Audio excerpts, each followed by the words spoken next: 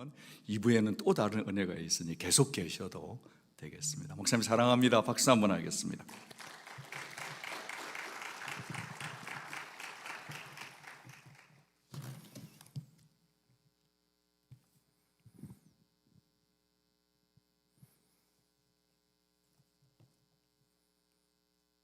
기도하겠습니다. 하나님 아버지 감사합니다. 웬 은혜인지요, 웬 사랑인지요.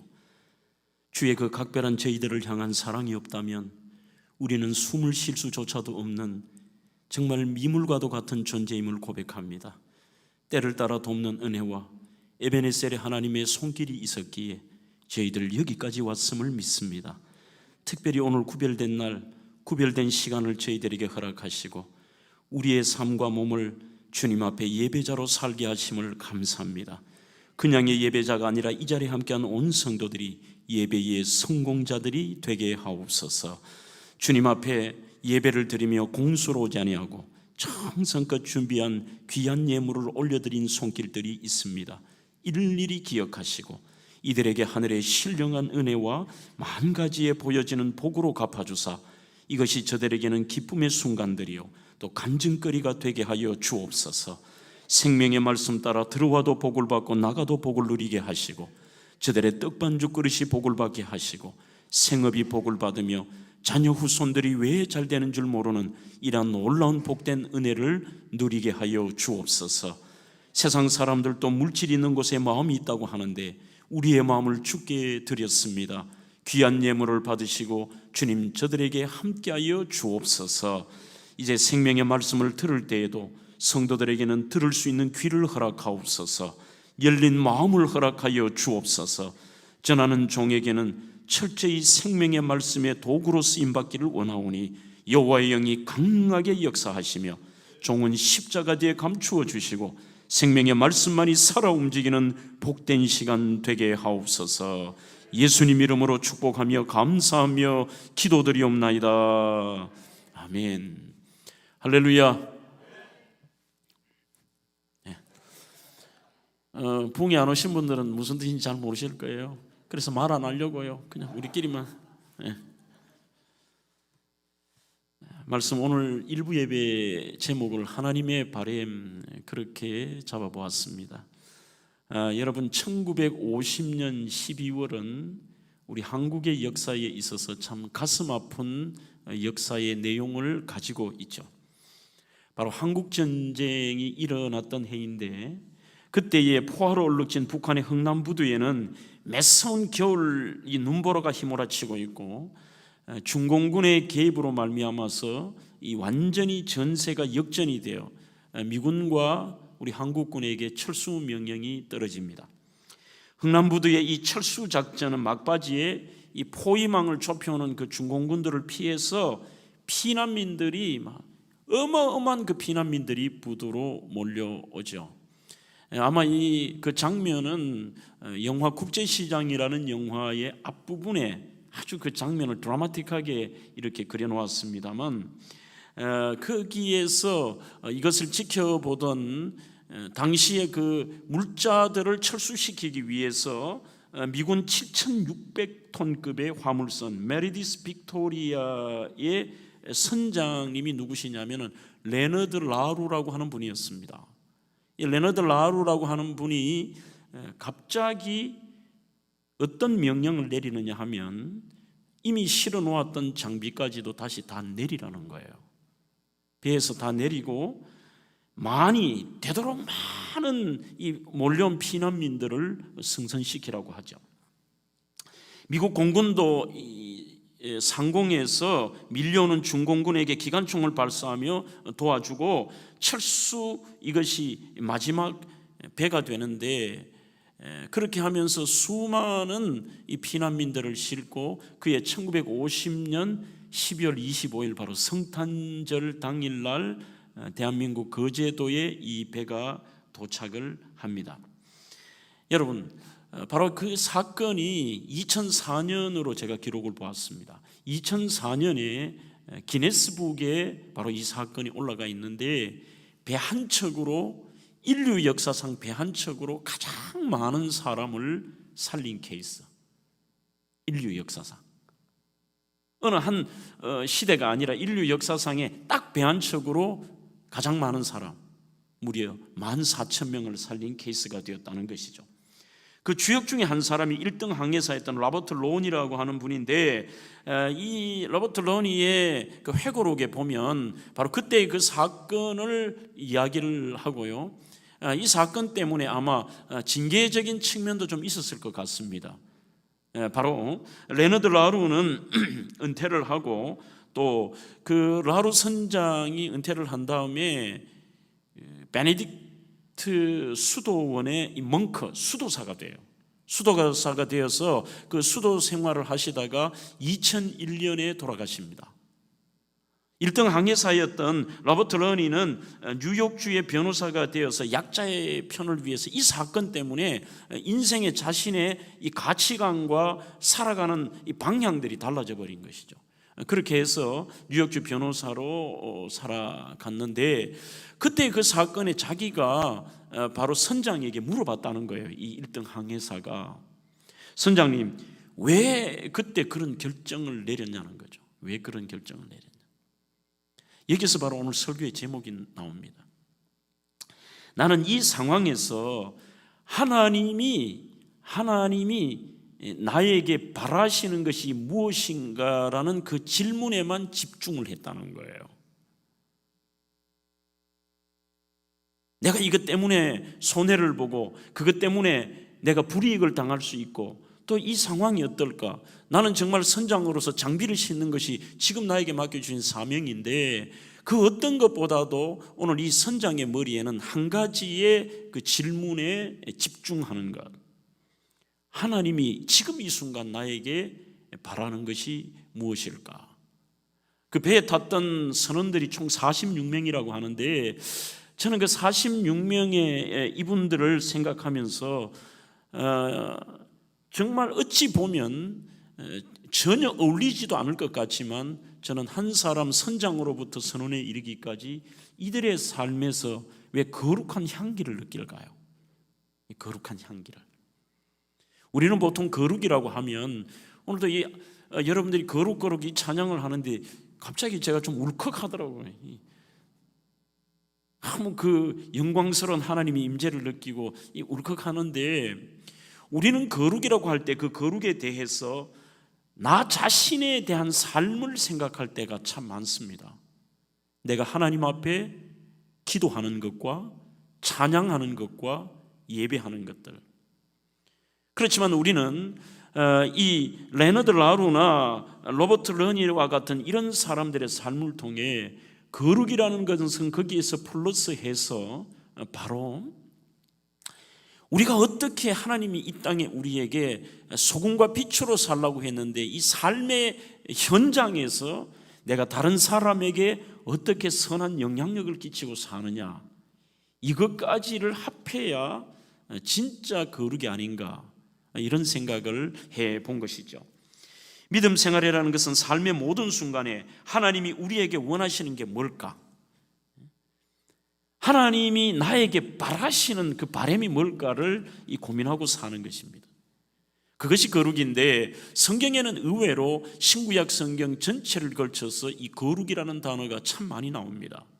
베드로전서 1장 15절로 16절에도 오직 너희를 부르신 거룩한 이처럼 너희도 모든 행실에 거룩한 자가 되어 기록되었으되 내가 거룩하니 너희도 거룩할지어다, 이렇게 말씀합니다. 또 본문 레위기 19장 2절에도 너는 이스라엘 자손의 온 회중에게 말하여 이르라 너희는 거룩하라, 이것은 바로 나 여호와 너희의 하나님이 거룩함이라, 그렇게 말씀하고 있습니다. 즉 진짜 그리스도인의 특징이 뭐냐? 하나님이 거룩하신데 그 거룩하시는 하나님을 닮아가는 것, 이게 거룩이고요. 브루스 윌키라는 분의 분별이라는 책에 보면 진짜 그리스도인의 특징은 거룩하신 하나님을 닮아가는 것인데, 하나님이 나에게 바라는 말, 또 하나님이 나에게 바라는 생각, 하나님이 나에게 바라는 행동이 무엇인지를 늘 생각하며 사는 것. 하나님 나한테 바라는 게 뭘까? 이것을 늘 생각하는 것이죠. 그래서 저는 성경에서 하나님의 바람인 이 거룩을 가장 잘 표현한 성경이 레위기라고 생각합니다. 하지만 저를 포함해서 여기 계신 분들이 거의 성경을 꼭 연초가 되면 결심하지 않아요?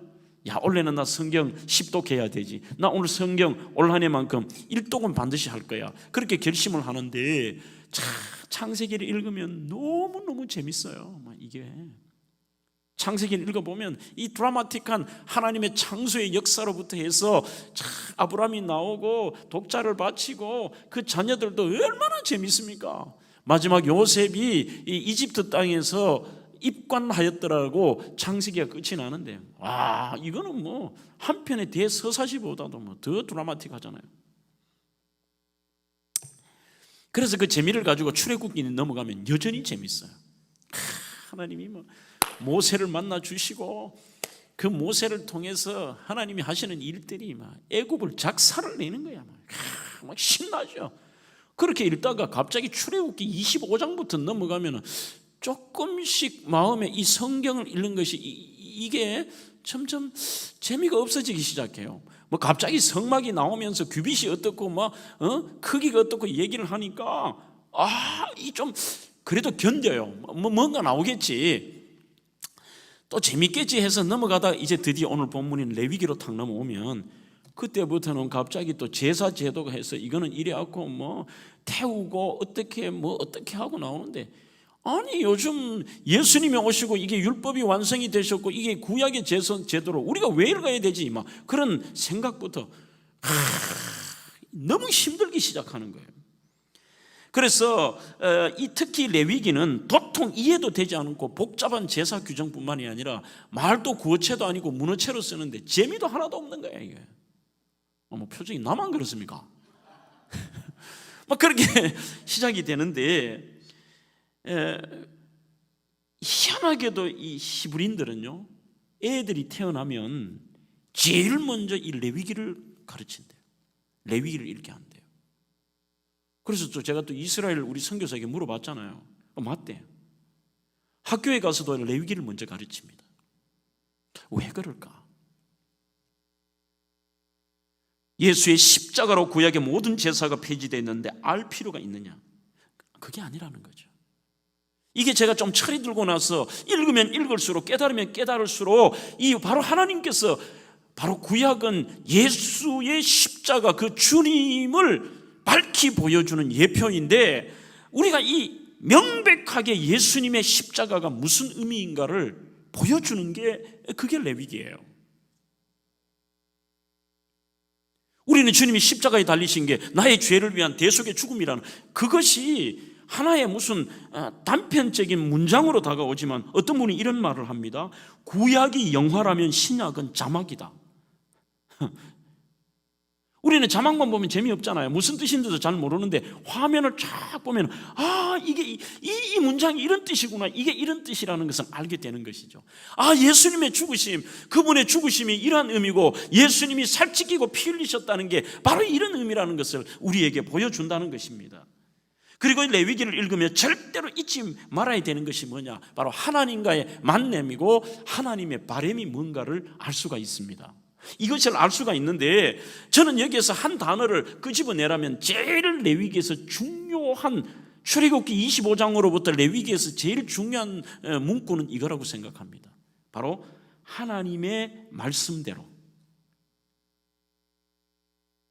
출애굽기에도 식양대로라는 말이 있죠. 하나님의 방식과 양식대로.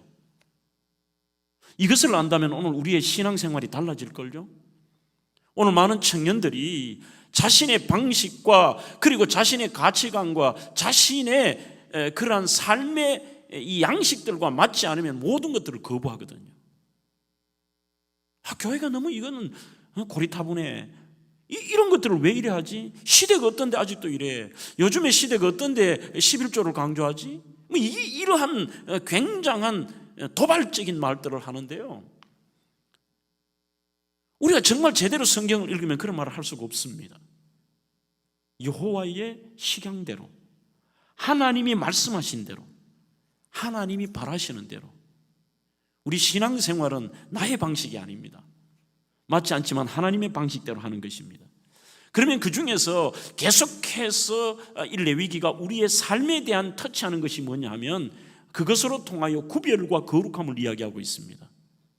오늘 그래서 저는 첫 번째로 하나님의 간절한 바람이 뭐냐, 내가 거룩하니 너희도 거룩하라는 것처럼 하나님의 간절한 바람은 우리가 구별되고 거룩하게 살기를 원하시는 하나님의 그 배고픔이 있으시다는 거죠. 2절에 온 회중에게 말하여 이르라 너희는 거룩하라. 레위기 11장 44절과 45절에도 나는 여호와 너희의 하나님이라. 내가 거룩하니 너희 몸을 구별하여 거룩하게 하고 내가 거룩하니 너희도 거룩할지어다. 이렇게 이야기합니다.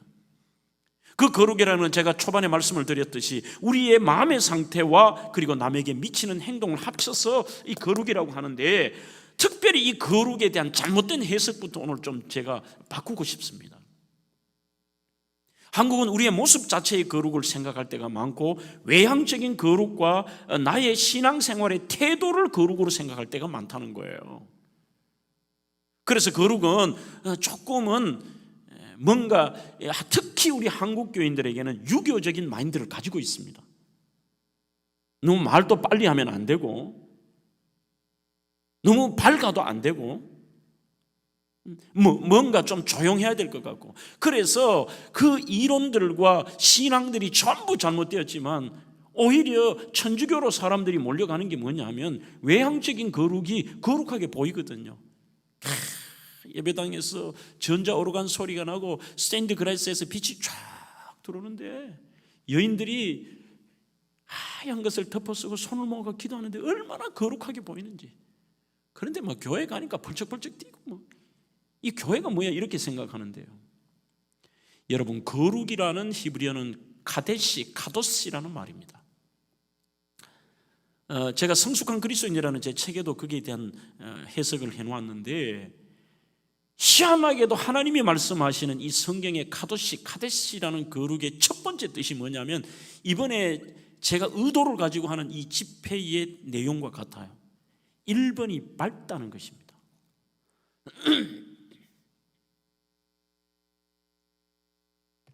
밝다. 그게 1번이에요. 거룩은 우리가 밝게 지내는 거예요. 그 밝다는 것을 성경에는 기쁨과 감사로 지내는 거죠. 이게 우리 예수 믿는 사람들이, 여러분들이 어둡다면 거룩은 아니에요. 내 자신도 어둡고 내가 거하는 그곳이 어두워진다면 우리는 하나님 앞에 그 거룩을 훼손하는 거죠. 구원받은 우리의 삶들이, 이번에 제가 자주 부르잖아요.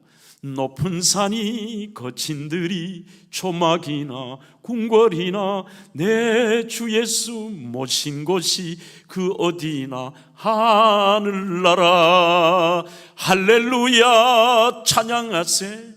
내 모든 죄. 왜 우리가 밝아요? 왜 우리가 어떤 환경에도 밝게 지냅니까? 내 모든 죄 사함받고, 내가 죄 사함받고 그 구주와 함께 하니까요. 그 어디나 하늘나라. 밝은 거예요. 장창수 목사는 이제 내일 모레 새벽에 떠나지만 여러분, 제 떠나고 더 밝아지시기를, 여러분들의 개인도 교회가 더 밝아지시기를 주의 이름으로 축복합니다. 이게 거룩이라니까요. 밝다는 게 카도시예요.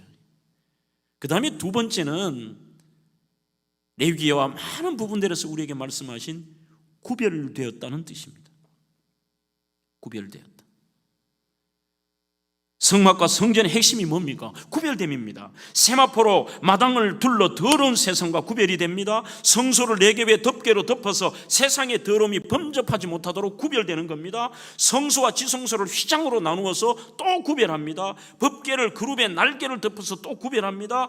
그래서 거룩하신 하나님이 우리에게 말씀하신 것이 뭐냐? 세상과 단절이 아니라니까요.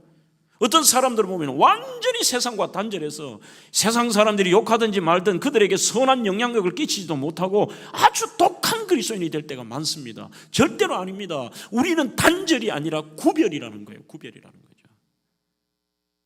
구별이에요.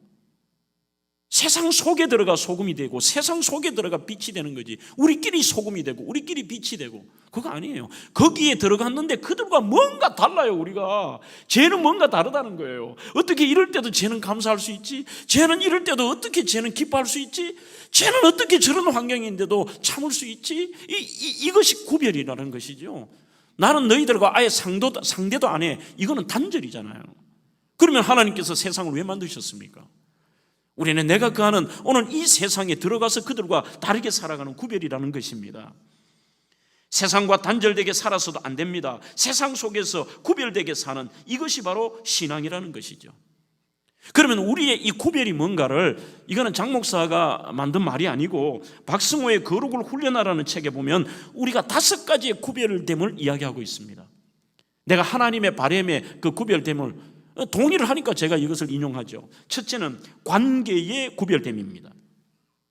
하나님을 알 때 더 깊이, 더 친밀하게, 더 가깝게 교제하고, 이 관계성의 깊이는 뭐로 나타나느냐? 하나님과의 관계는 예배를 통해 나타나죠. 그래서 관계의 구별됨. 사랑과 관계도 마찬가지죠. 우리 청년들이요, 여러분들이 아무나 만나서는 안 됩니다. 그들과 함께 살지만 하나님이 아니라고 하는 것들의 그 관계를 이어가서는 안 됩니다. 우리 온누리교회는 없다고 생각하는데요, 서울의 강남에는 60대 돈 많은 아주머니들이 30대에 애인 없으면 바보 취급한대. 관계의 구별됨이 아니죠. 우리는 하나님이 원하시는 관계만 하는 거죠. 그리고 예쁜 관계, 특별히 가장 중요한 것은 하나님과의 관계. 두 번째는 공간의 구별됨입니다. 구약시대는 하나님을 만나기 위한 특별한 공간이 있었습니다. 그 특별한 공간은 바로 성전입니다. 여러분들이 요한복음에 바로 그 수가성 여인의 이 사건을 보면 수가성 여인이 헷갈려 했던 부분이 바로 이 부분입니다. 주님께서 사마리아 수가성 여인에게 친히 찾아가십니다. 남편이 5이나 되었던 그 여인을 향하여 주님이 내가 여전히 사랑한다는 것을 말씀하시면서 네가 늘 이 땅에서 갈급하며 살아갔다는 거 내가 안다. 그러나 내가 주는 물을 마시는 자는 영원히 목마르지 아니하리니. 그때의 그 주님과의 대화 속에 이분이 바로 주님이라는 것을 깨닫게 되죠. 그 여인이 이제는 나는 관계의 구별됨 속에 살고, 이제는 내가 이 공간의 구별됨, 이제는 옛날처럼 아니라 예배자로 살겠다고 결심을 하지만 문제가 생깁니다. 헷갈리기 시작합니다. 자기들 민족은, 사마리아인들은 그 바로 사마리아에서 예배를 드려야 된다고 하는데, 히브리인들은 예루살렘이 아니면은, 그 공간이 아니면은 절대로 아니라고 얘기를 하거든요. 이것을 주님 앞에 물어요. 예루살렘이라고 하고 사마리아라고 하는데 어디서 도대체 예배를 드리는 게 맞습니까? 그때 주님이 말씀하십니다. 이게 공간의 구별됨입니다. 장소 어디 거기에 가서 은혜 받고 거기에 있을 때만 네가 거룩한 게 아니라 하나님은 영이시니 예배하는 자마다 영과 진리로 예배할지니라. 네가 있는 그곳이 거룩한 장소가 되는 거예요. 여러분들은 공간의 구별됨이라고 하니까 교회 안에만을 생각하지 마십시오. 거꾸로 내가 거하는 그곳이 거룩한 곳이 되는 거예요. 여러분들이 근무하는 학교, 여러분들이 근무하는 병원, 여러분들이 근무하는 학교뿐만이 아니라 여러분들이 살아가는 가정, 이 모든 내가 거하는 그곳이 거룩해지는 거죠. 그것이 첫 번째, 제가 뭐라고요? 밝다라 그랬잖아요. 내가 거하는 것이 나 때문에 밝아지는 거야. 이게 있잖아요, 밝아지는 거예요. 좋아요. 이번에 장창수 목사가 여기 왔는데요, 제가 여기 와서 여러분들을 어둡게 만들었다면 제가 문제 있는 목사인 거죠. 요만큼이라도 여러분들이 밝아지셔야 되는 거죠. 그것 때문에 먼 곳에 왔을 거 아니에요. 그 밝다는 뜻 자체 속에는 기쁨과 감사도 있습니다만 따뜻하다는 뜻도 있습니다. 온유하다는 뜻도 있습니다. 그리고 두 번째는 조금 전에 제가 구별됐다고 얘기했죠. 카도시라는 세 번째의 뜻은 뭐냐 하면은 없다는 게 카도시입니다. nothing이에요. 없다. 우리의 진짜 거룩함은 나의 기질, 내 가치관, 내 고집, 내 주장, 이게 없는 게 거룩이고 하나님의 바람이에요. 갈라디아 2장 20절, 내가 그리스도와 함께 십자가에 못 박혔나니. 그러니 수십 년을 시작해도 우리가 이 거룩함이 없는 사람들의 특징이 뭐냐? 내가 아직 살아있다는 거죠. 내가 십자가에 나를 못 박지 않아요. 나 예수 믿습니다. 저분 때문에 내가 구원받았습니다. 내가 하나님의 아들 예수 그리스도를 말미암아 천국의 자녀가 됐다고 하는데 내가 여전히 거기에서 믿는다고 하면서 나는 그게 못을 안 박았어요. 그건 안 믿는 거 아닙니까, 여러분? 내가 그리스도와 함께 십자가에 못 박혔나니 그런즉 이제 내가 산 것 아니요, 지금부터는 내가 없어요. 내가 산 것 아니요, 내 속에 그리스도께서 사시는 것이라. 이제 내가 똑같습니다. 몸이 달라진 거 아니에요. 예수 믿는다고 날개가 생기고 뭐 예수 믿는다고 우리가 뭐 외모가 달라집니까? 여전히 세상 속에 살아야 되고 똑같지 뭐. 그러나 달라요. 이제 내가 육체 가운데 거하는 것은 나를 사랑하사 나를 위하여 자기 몸을 버리신 하나님의 아들을 믿는 그 믿음 안에 사는 것이라. 사랑하는 성도 여러분, 하마터면 열심히 살 뻔했다는 아주 이상한 제목의 책이 있습니다. 하마터면 열심히 살 뻔했다. 여기에 제가 아주 마음에 와닿는 문장 하나를 발견했는데, 내가 이 나이에 정말 부끄러워해야 할 것은 내 나이에 걸맞은 것들을 소유하지 못한 게 아니라 나만의 가치나 방향을 가지지 못하고 살아왔다는 사실이다. 그러니까 나 이거 가지지 못했어, 나 이거 이루지 못했어, 이거 부끄러운 거 아니라는 거예요. 이게 그러면 뭐냐, 내가 정말 이 가치나 방향을 가지고 살지 못했는데, 우리가 이 거룩에 대한 부분들이 그런 거예요. 내가 진짜 하나님의 자녀로 구별되게 살지 못했구나, 내가 하나님의 자녀답게 내가 십자가에 나를 못 박지 못했구나, 이러한 사실을 깨닫고 그걸 부끄러워하는 거죠. 이게 다 갖추고 폼 잡고 돌아다녀도 자기만의 방향과 가치 기준이 없이 사는 것입니다. 누가 뭐라 해도 흔들리지 않는 자기만의 뚜렷한 가치관과 방향을 세우는 것, 이게 구별이고 거룩이죠. 그게 제가 앞에서 얘기했던 바로 라루 선장이나 로버트 러니 같은 사람 아니에요? 뭔가 그들과 구별 아닙니까 이게? 여러분, 성경은 단지 바라보며 읽는 책이 아닙니다. 좀 어려운 말입니다. 그것을 통해 세상을 바라봐야 될 이 안경입니다. 안경.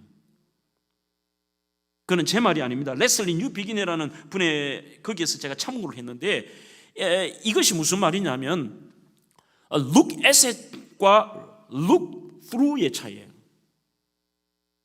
look at은 이런 겁니다.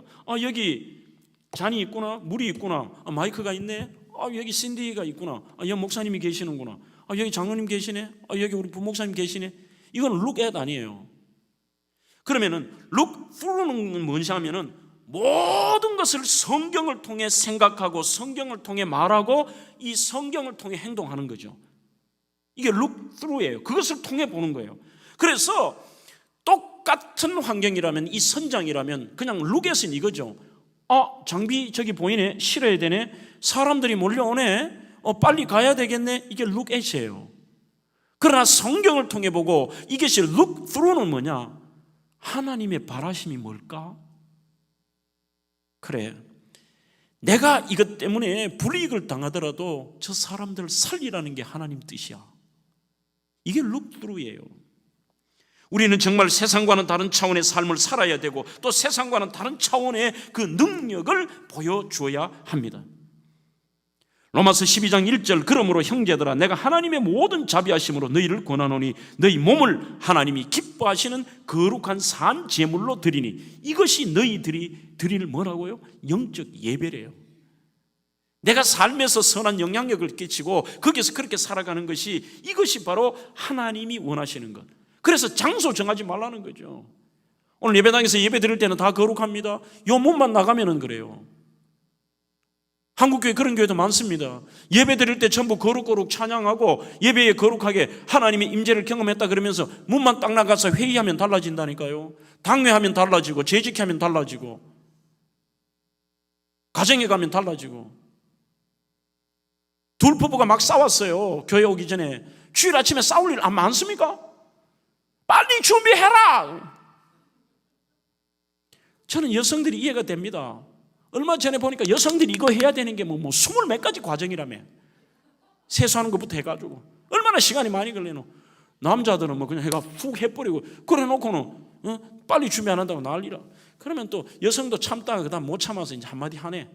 그러면 막 교회 올 때까지 싸운다. 그럼 요 앞에 와서 뭐라 그러는지 아세요? 그래, 예배 마치고 다시 보자. 그래. 이게 소위 말하는 잘못된 공간의 구별됨이에요. 이게 여기만 거룩한 거죠. 하나님의 바라시는 것은 우리가 어디에 있든지 내가 있는 그곳이 밝아지고 내가 있는 곳에 내가 구별되게 살고 내가 거기서 내 주장 안 하는 거예요. 예수님의 뜻이 그것이 바로 look through 하나님의 관점으로 바라보고 성경의 관점으로 바라봐 주는 거지. 하나님 원하시는 게 뭘까 하는 거죠. 세 번째는 시간의 구별됨입니다. 레위기 23장 3절에도 일곱째 날은 쉴 안식일이니 성회의 날이라, 거룩한 날이에요. 시간의 구별은 경건의 시간, 섬김의 시간, 예배의 시간, 우리의 시간, 주어진 조건들을 어떻게 쓸 것인가를 늘 우리는 고민해야 되겠죠. 시간은 누구에게나 똑같습니다. 그래서 시간의 구별됨. 오늘 여러분 이 피곤한 육신 어젯밤에도 늦게까지 집회하고 이 시간에 나오셨다는 게 뭐예요? 시간의 구별됨인 거죠. 에베소 5장 16절에도 세월을 아끼라 때가 악하다 그랬습니다. 네 번째는 공급의 구별됨입니다. 레위기 23장 5절로 6절에 첫째 달 열나흘날 저녁은 여호와의 유월절이요 이 달 엿새 날은 여호와의 무교절이니 이래 동안 너희는 무교병을 먹으라고 되어 있습니다. 4절에도 너희는 헛된 것들을 향하여 너희들을 위하여 신상도 부어 만들지 말고 뭐 이런 쭉 말들이 나오는 게 뭐냐, 우리는 내가 하고 싶은 것과 내가 먹고 싶은 거 다 먹어서는 안 된다는 거예요. 이게 그게 바로 공급의 구별됨입니다.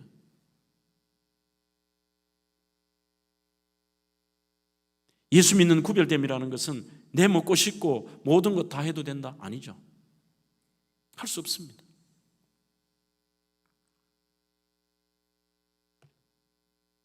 그래서 저희들을 보고 뭐라고 표현하느냐 하면 새로운 양식으로 살아가는 존재다. 새로운 양식. 남들과 뭔가 구별되어 달라요. 오늘 일부 예배는 제가 좀 말을 확 줄입니다. 다섯 번째는 생각의 구별됨입니다. 생각의 구별됨. 이것은 하나님만 아세요. 하나님만. 청년들 하고 싶은 생각 다 해서는 안 됩니다. 하나님 아시니까. 나의 입술의 모든 말과 그 다음이 무서운 거예요. 이 말은 남들이 들으니까. 그러나 나의 마음의 묵상이 주께 연락되기를 원하네. 생명이 되신 주, 반석이 되신 주, 나의 입술의 모든 말과 나의 마음의 묵상이 주께 연락되기를 원하네. 이 우리의 생각에 구별됨이 된 사람은요, 그것이 말로 나오고 그것이 행동으로 나와요. 좋은 생각. 제가 현대 그 자동차에 갔더니만 벽에 붙여진 그 문구가 너무 좋더라고요. 좋은 생각이 좋은 행동을 만듭니다. 좋은 생각이 좋은 물건을 만듭니다. 이게 바로 생각의 구별됨. 루이스 베일리의 청교도에게 배우는 경건이라는 아주 오래된 작은 책이 있습니다. 이것은 제가 꼭 여러분들에게 권하고 싶습니다. 여기 보면 이렇게 쓰고 있습니다. 하루를 살더라도 거룩하게 살라. 매일 한 번씩 날수를 계산하십시오. 이미 지나간 날들은 지난밤 꿈처럼 사라졌으니 날수를 빼고 앞으로 올 날들은 그 날수보다도 줄여서 계산하십시오. 왜냐하면 그중 반은 잠으로 허비될 것이요 그 나머지는 이 세상 염려와 곤란, 질병 및 친구들의 사망 등으로 불편하게 지낼 테니 말입니다. 오직 오늘 하루만 우리의 날로 간주하고 마치 오늘이 마지막 날인 양 그렇게 거룩하게 사십시오. 신실하게 진실하게 거룩하게 살게 하소서. 신실하게 진실하게 거룩하게 살게 하소서. 그게 하나님의 바람이십니다. 그 하나님의 바람 때문에 그 엄청난 이 제사 제도를 통해 우리를 거룩하게 살기를 원하시는 하나님의 그 안타까움과 배고픔과 목마름을 보여주신 것이죠. 마지막 두 번째로 하나님의 바람은 우리와 사랑하기를 원하시는 간절함이 있으십니다. 그 바람이 있으십니다. 자, 제가 여러분들에게 한번 물어보고 싶습니다. 짝사랑을 해보신 분 손 한번 들어보시죠. 그렇죠. 이 짝사랑을 안 해보신 분은 인생의 깊이를 모르시는 분이야, 이게. 누구나 이 짝사랑을 한번 해봐야 돼요, 이게. 그 짝사랑이 어떤 것이냐면, 저는 이렇게 문구를 한번 적어봤어요. 어느 날 문득 상대방이 나에게 가장 중요한 존재가 되어버리는 거예요. 우리 옛날 김세환인가 이분이 부른 왜 가요 중에 이런 거 있죠. 사랑하는 마음보다 더 좋은 건 없을걸. 그 후렴부에 이래요. 10,000번 더 들어도 기분 좋은 말 사랑해. 그래요, 사랑해. 짝사랑의 가장 특징이 뭐냐 하면은, 제 기준에 그 짝사랑은요, 언제나 그 사람만 생각이 나는 거지. 무심코 던진 말 한마디 때문에 밤새도록 잠 안 와. 제가 저 말을 했는데 좀 괜찮은 말 듣고 난 그날은 밤새도록 기분이 좋아가 어머니가 이래, 저놈의 자식 빈 지갑을 줬나 와저리 칠실 웃고 앉았노. 기분 좋은 거지 엄마 몰라도 된다. 이렇게 되는 거지. 그런데 이 아가씨가 인상을 좀 쓰거나 뭔가 조금 부정적인 말을 들으면요, 그 아가씨는 그런 뜻도 아니야. 그런데도 밤새도록 잠도 안 와. 사랑 정성 거부당하거나 무관심할 때, 이럴 때 특별히 무관심하거나 거부당하면요, 가슴이 갈기갈기 찢어지는 거야. 그런데 여러분들이 하나님이 나를 짝사랑하신다는 생각 한번 해보셨어요? 저는 성경에 보면은 거의 이 구약은 하나님의 짝사랑이에요, 이게. 하나님이, 우리는 내가 하나님 짝사랑하는 줄 아는데 그거 아니라니까요. 신약으로 넘어와서도 주님께서 우리에게 가르쳐 주신 가장 아름다운 비유라고 하는 누가복음 15장의 탕자의 비유도 보면 저는 제목을 그렇게 붙이고 싶습니다. 하나님의 짝사랑. 하나님의 짝사랑. 우리가 문제 있고 우리가 정말 하나님 앞에 설 수 없는 죄인임에도 불구하고, 특히 로마서에 보면은 어떻게 하나님 이런 짝사랑을 하시지? 우리가 아직 죄인 되었을 때에 그리스도께서 우리를 위하여 죽으심으로 하나님께서 우리에게 대한 자기의 사랑을 확증하셨느니라 그래요. 그 로마서 5장에 보면 우리가 하나님 앞에 여전히 죄인 정도가 아니에요. 나중에는 하나님 앞에 원수 되었을 때도 하나님 여전히 그래요. 구약의 백성들 보십시오. 심판받으면 겁이 나서 하나님께 돌아와서 막 그러다가도 또 조금 시간이 지나면 또 배반하고 또 배반하고. 그런데도 하나님 여전히 사랑해요. 그 중에 스바냐 3장 17절 한번 보시죠. 너의 하나님 여호와가 너의 가운데 계시니 그는 구원을 베푸실 전능자시라. 그가 너로 인하여 기쁨을 이기지 못하시며. 배신하고 떠나고 문제 있고 죄인임에도 불구하고 우리 때문에 하나님이 우리를 잠잠히 사랑하신다는 게 표시나지 않게 사랑한다는 그런 해석이 아닙니다. 변함없이 흐뭇하게 지켜봐 주시고 그 변함없는 사랑을 하시는 걸 말해요. 그리고 너로 인하여 기쁨을 이기지 못하시며. 자식 기분 보면 알 거예요. 싸가지 없이 애들이 아무리 그래도 애 하나 잘하는 것 때문에 그거 봐면 아이고 예쁘다 그러고 좋아 못 살아. 그게 부모님의 짝사랑 아닙니까? 이게 부모님의 짝사랑이야. 하나님이 그런 짝사랑을 우리에게 하는 것입니다. 그런데 하나님께서 오늘 본문을 통해 하나님의 바람이 뭐냐? 4절에 너희는 헛된 것들에게로 향하지 말며 우리의 시선이 늘 하나님께 있기를 원하는 거죠. 아이들도 어릴 때 보면은 어머니가 다른 데 보면 아이가 자꾸 그래. 엄마 나 봐 하고 고개를 돌리듯이 하나님께서 너의 고개를 나한테 보라는 것은 이제 더 이상 나 혼자의 짝사랑도 중요하지만 나 너하고 같이 쌍방간의 사랑을 하고 싶다는 하나님의 바람인 것입니다. 하나님과 우리가 가까워지는 것이죠. 하나님과 함께하면 주신 것이 있는데 그것이 밝음과 기쁨으로 나타나게 되어 있습니다. 누가복음 15장의 탕자의 비유에 발견할 수 있는 것은 역시 아버지의 짝사랑이라 그랬습니다. 첫째, 둘째 아들 모두가 문제 있습니다. 가장 큰 문제는 뭐예요? 첫째는 잘해줘도 섭섭하고 비교합니다. 하나님 앞에 우리가 수많은 것을 받아도 하나 자기 기준에 안 맞으면 섭섭해요. 둘째는 무관심합니다. 아버지의 가슴을 아프게 합니다. 도망갑니다. 떠납니다. 버립니다. 자녀답지 않게 더럽게 삽니다. 그러나 아버지의 사랑은 큰아들이나 둘째 아들이나 똑같습니다. 전부 아버지의 짝사랑이에요. 그래서 헨리 나우엔의 탕자의 귀향이라는 책에 보면 왜 하나님은 자신을 버리고 떠나는 탕자를 붙잡지 않았나? 고집불통 말 안 듣는 아들임을 알기에, 그래도 너무 사랑했기에 가슴 아프지만 그에게 집 나가는 자유를 뺏지 않았다. 나 이 문구에서 그냥 가슴이 울컥해요. 어느 정도로 하나님이 짝사랑하시느냐? 집 나가는 자유를 빼앗지 않았다. 그보다 더 중요한 것은 그가 집으로 다시 돌아올 수 있는 자유를 주기 위해서다. 우리가 주님을 떠나고 마음을 아프게 해도 하나님은 우리에게 함께 하시고 짝사랑하시는 것이죠. 그래서 이제부터는 여러분, 하나님의 바람을 우리가 이루어드리며 살아가는 것, 그게 뭐예요? 우리 하나님 사랑하는 것. 이제는 일방이 아니라 하나님과 같이 사랑하며 사는 것. 저는 오늘 설교의 결론을 이렇게 내려봅니다. 그러나 사랑이 쉽지 않습니다. 하나님의 사랑은 변함없지만 우리가 하나님 사랑하다 보면 우리의 악한 본성도 있고 우리가 연약하기 때문에요. 조금만 내 기준에 안 맞으면 떠나요. 조금만 먹으면 팩 그래. 아마 전 세계 우리 한국교회만 목사님 그렇지 않아요? 교회에서 자기 기준에 안 맞으면요, 교회를 안 나와. 예배를 안 드려.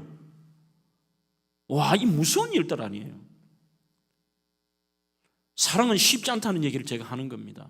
그래서 저는 이렇게 결론을 내려보는 겁니다. 이건 하나 적어 놓으십시오. 사랑은 감정이 아닌 의지로 하는 겁니다. 사랑은 감정이 아닌 의지다. 감정은 변하기 쉽습니다. 하지만 의지는 환경이나 조건에 관계없이 한결같습니다. 하나님을 사랑하는 것은 의지요, 결심이죠. 의지입니다. 자, 요즘 젊은 아이들 보면 막 사랑한다고 난리야. 막 보면은 한 번씩 소개해줘도 이렇게 얘기해요. 목사님, 저하고는 못하겠어요. 왜? 필이 안 와요. 그래. 필 같은 소리 하네. 우리 옛날 어르신들 필 와서 결혼했습니까? 남편 얼굴도 못 보고 그냥 막 결혼한 케이스 많잖아요. 내 의사와 상관없이 막 결혼하잖아. 그런데도 오히려 70, 80 되실 때까지 아무 이상 없이 사는데, 좋다고 부모 반대하고 남들 반대하는 거 무시하고 난리치기고 쟤하고 결혼하면 죽는다 그래 놓고 얼마 못 가가 못 살겠어요. 난리 지랄을 떤다. 죄송합니다, 목사님. 주님, 취소하겠습니다. 그만큼 속상한 거예요, 제가. 옛날 어른들은 사랑을 감정이 아니라 의지로 한 거죠. 저분은 내 남편이니까 어떻게 해? 문제 있어도 사랑해야지. 내 아내잖아. 단점 없는 사람 어디 있어? 사랑해야지. 그런데 하나님은 단점이 없으시잖아요. 그래서 내가 의지로 하나님 사랑하는데, 하나님에 대해서 우리는 참된 사랑은 의지라는 거죠. 의지. 좀 결심을 가지고. 우리가 이 좀 참을 수 없는 존재의 가벼움이라는 책이 있듯이요. 너무 이게 가벼워요. 조금 문제 있어도, 좀 뭔가 아파도, 좀 기도의 응답이 더뎌도, 내가 이해할 수 없어도 내 구주 예수를 더욱 사랑. 엎드려 비는 말 이것일세. 다만 내 비는 말 내 구주 예수를 더욱 사랑. 의지를 가지고 사랑하는 거죠. 오늘 동료로 설교를 마치겠습니다. 제가 한 번은 그 동료 이것을 듣다가 깜짝 놀랐어요. 우리가 진짜 이거 애기보다도 못하고 이거 옥수수보다도 못하네요. 좀 이렇게 흔들리지 않고 왜 의지를 가지고 하는 거 있잖아요. 좀 깊이. 그거 여러분들이 옛날에 많이 불렀던 기찻길역 오막살이 그거 압니까? 좀 알면 고개라도 좀 끄덕거리서 좀 네. 여기 보면은 그 애기 이 가사가 이래요. 기차길 옆 오막살이 아기 잘도 잔다. 칙포 칙칙폭폭 칙칙폭폭 기차 소리 요란해도 아기 잘도 잔다. 그래. 막 기차가 떠들든지 막 옆에 왕 지나가든지 막 어떻게 하든지 흔들리지 않고 잘 자. 우리가 옥수수보다도 못해요. 2절 가사가 옥수수야. 기차길 옆 옥수수밭 옥수수는 잘도 큰다. 칙폭 칙칙폭폭 기차 이렇게 해요. 기차 소리 요란해도 옥수수는 잘도 큰다. 그래. 에? 조금의 뭔가 장애물이 있고 섭섭한 게 있고 기분 나쁜 게 있고 마음에 안 드는 게 있고 이해 못 되는 게 있고 그런 게 있더라도요, 우리는 하나님을 의지를 가지고 사랑하는 거지. 옆에 있는 사람도 이 의지를 가지고 사랑하는 거예요. 네. 말씀을 맺습니다. 사랑하는 성도 여러분, 하나님은 우리가 연약할수록 더욱 귀히 여기시는 분이십니다. 그리고 그분의 사랑은 변함이 없습니다. 하지만 하나님은 일방적인 사랑을 하시지만 우리에게 바라는 그 두 가지를 오늘 심플하게 말씀을 드립니다. 하나는 바로 내가 거룩하니 너희도 구별된 거룩함으로 살라. 밝게 살아라. 구별되게 살아라. 너 죽이며 살아라. 그리고 나는 너와 함께 사랑하고 싶다. 이 하나님의 바람을 이루어드리는 저와 또 온 성도들이 되시기를 주의 이름으로 축원합니다. 우리 함께 찬양 드리고